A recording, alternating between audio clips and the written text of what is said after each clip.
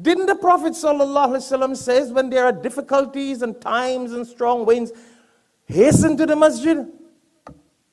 You see, people use the same law that when there were strong winds and there were rain and flood, that people were given the choice to stay home.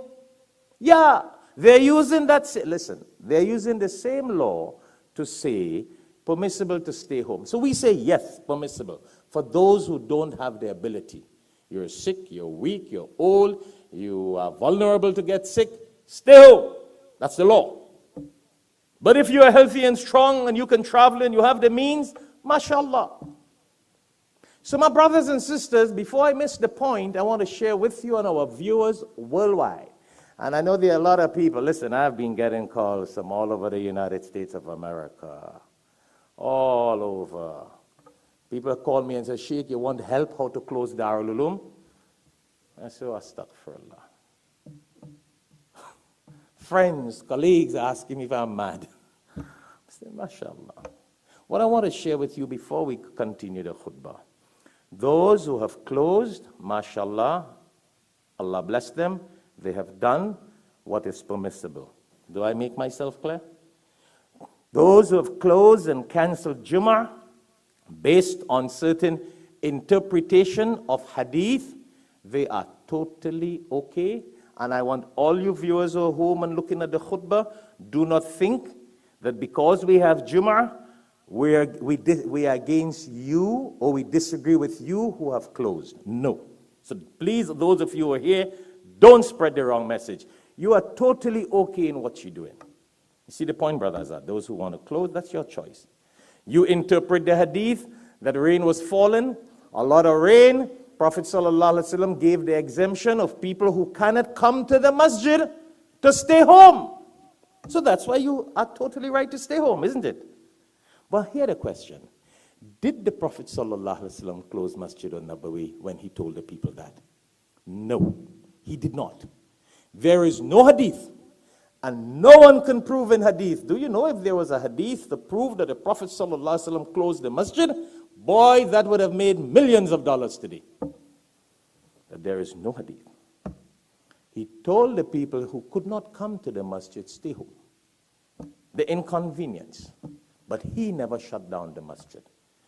So again, I want to pass that first thing. And I want to let you know, those who have closed, wherever in the world, mashallah, bless you, you have not committed a sin. You have done what is your interpretation of the fiqh and the jurisprudence. And jurisprudence always have differences of opinion. And that's what I wanted to share with you. You guys follow that? So I don't want anybody who come for Juma to criticize those who did not come for Juma and tell them they have committed a sin. And those who did not come for Juma, please don't criticize those who came for Juma or who go for Juma in other places throughout the world. Because they are also valid by their interpretation. The same hadith that speaks about if there is a plague, those who are in this town should not go out to another town, and those who are in that town should not come here. Totally okay, correct.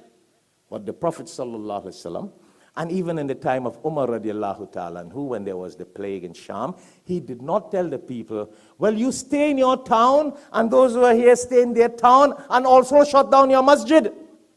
Never said that. Never said that.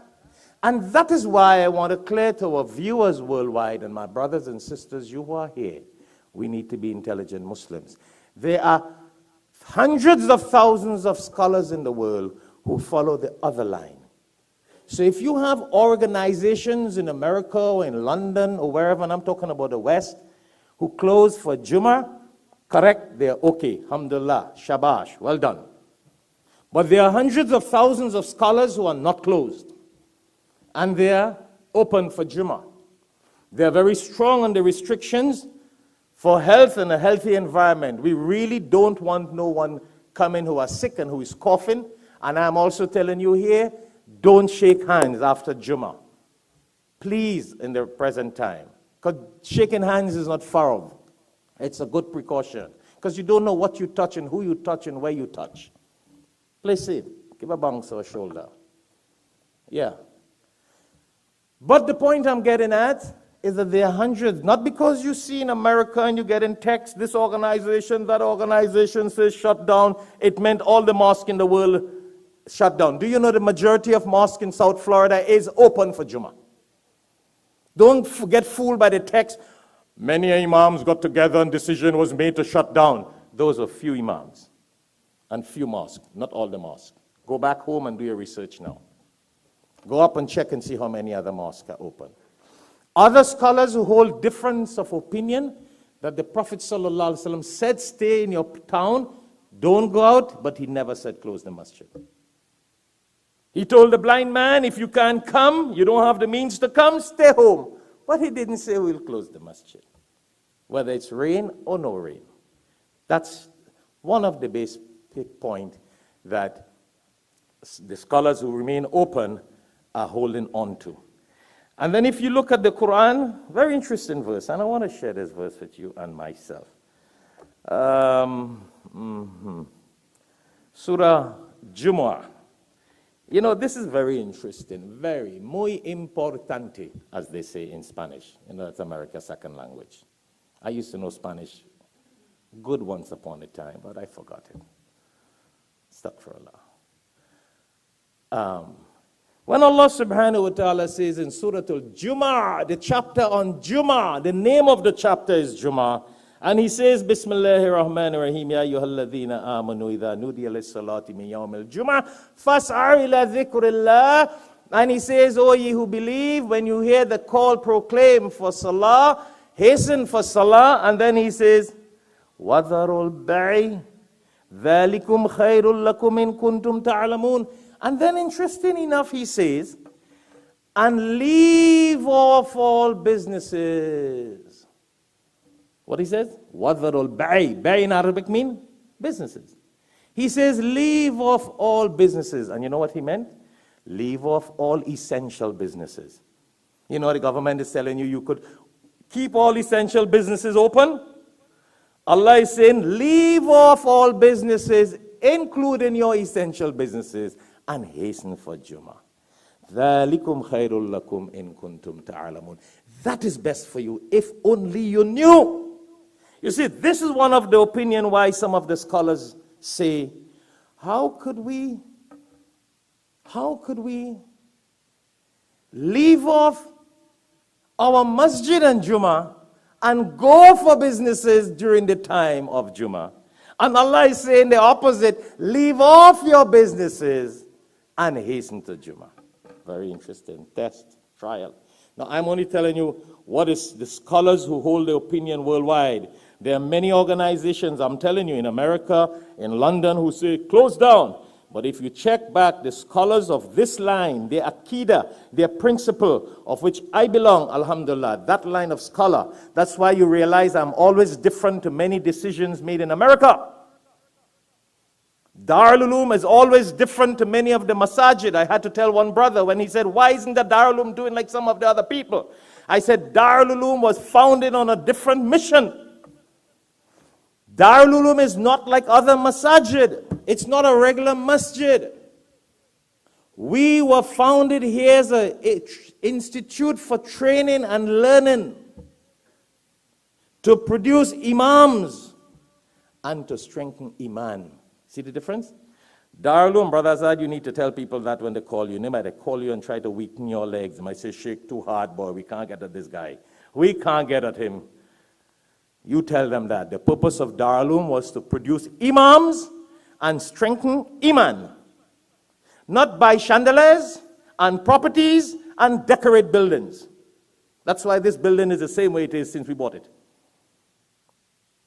So when things happen around, we will be different to the other masjids who make decisions. Please remember that. We will be different. And I don't expect anybody to expect me to be not different.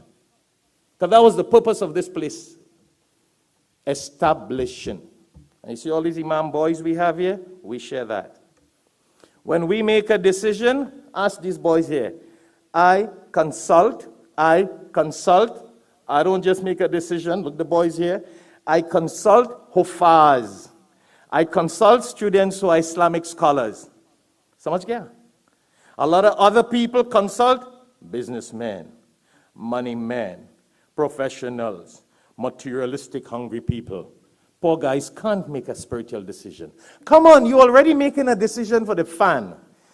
You in the other profession in the world making a decision for electricity. You're making a decision for buying property. You in the board already making a decision to buy land, expand land, build property. When it comes to Salah, you also make the decision. What is wrong with us? You know, I get a little goosebump for that. We have a health problem, we go to you as a medical doctor. MashaAllah, alhamdulillah. We sick with coronavirus, you need to take care of us. Yeah, you will advise us not to pray, not to fast, not to go to Hajj. That's your choice, you make the advice. But we will also go to our spiritual leader and say, what about Hajj and fasting and my Salah? That's why you have spiritual scholars. You can't just take a medical professional person to decide on your Juma. Or you take an imam who is bought off by an organization of wealthy people and buy him off and said, if you make this decision, you don't make this decision, and you don't go online and tell the people, shut down, you are shut out. Fired, as Trump says, fired. So some poor scholars have no choice because their board is making the decision and telling them what to do, and I don't have a problem. Board, that's why you're here, build masjids, do that, make money, you do what you have to do. But when it comes to a spiritual decision, that's why you have a spiritual leader in mosques. You need to consult them. And if they give you the spiritual directive, alhamdulillah. Any sin to carry, they will carry it. You won't carry it. You guys understand that? So I'm not saying the guys who close are wrong. Don't miss the point. I'm just telling you there are differences of opinion. And there are hundreds of thousands of scholars in the world who are not closing and are having Juma as usual. Because they are from this Aqidah and this line of thought that we all belong to. Number two, before we conclude the khutbah, I want to let you all also know something. And this is a very important message to go out. You can't when money decision, we discuss money men. Medical, we discuss with many medical people. Business, we discuss with them. Property with engineers. And when it comes to Salah, you're discussing it with engineers. What's going on? Sign of Qiyamah. When the ignorant will rule. Ignorant means those who are not educated in the spiritual field will make the decision for the spiritual leaders. All right?